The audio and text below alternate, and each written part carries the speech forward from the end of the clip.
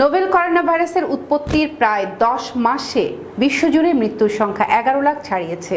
বিশ্বের 2 শতাধিক দেশ ও অঞ্চলে করোনায় মৃত্যু হয়েছে 11,01,000-এর বেশি মানুষের।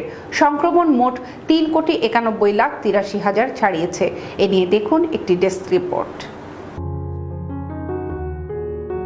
কিছুদিন আগে সংক্রমণ কিছুটা কমলেও এখন আবারও বাড়ছে করোনা ভাইরাস সংক্রমণ। করোনার বিরুদ্ধে লড়াইয়ে হারতে বসা ইউরোপে ফিরে এসেছে এই ভাইরাসের দ্বিতীয় ঢেউ। এই অঞ্চলের বিভিন্ন দেশে নতুন করে সংক্রমণ বৃদ্ধি পাওয়ায় আগামী শীতে পরিস্থিতির ভয়াবহতা নিয়ে শঙ্কা প্রকাশ করেছেন স্বাস্থ্য বিশেষজ্ঞরা। ইউরোপের দেশগুলোর মধ্যে করোনার প্রথম ধাক্কায় মৃত্যুর তালিকায় সবার উপরে আছে যুক্তরাজ্য।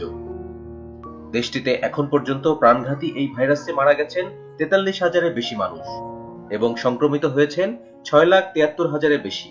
36,000-এর বেশি মানুষের মৃত্যু হয়েছে ইতালিতে, 33,000-এর বেশি মারা গেছেন স্পেনে, পেরু এবং ফ্রান্স 33,000-এর বেশি এবং ইরানে মৃত্যু 29,000 ছাড়িয়েছে।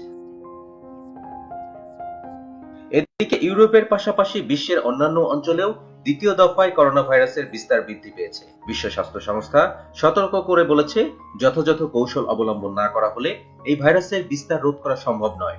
এমনকি ভ্যাকসিন এলেও এই ভাইরাসকে সঙ্গী করেই বিশ্বকে বাঁচতে হবে।